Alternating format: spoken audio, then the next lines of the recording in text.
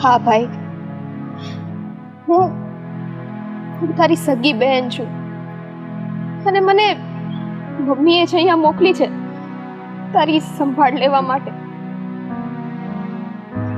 કારણ કે મમ્મીને ખબર પડી ગઈ હતી કે આ ઘરમાં કોઈ તને સરખી રીતે રાખતું નથી. પણ બેન, તું દુખી થવા હપ્તા મારી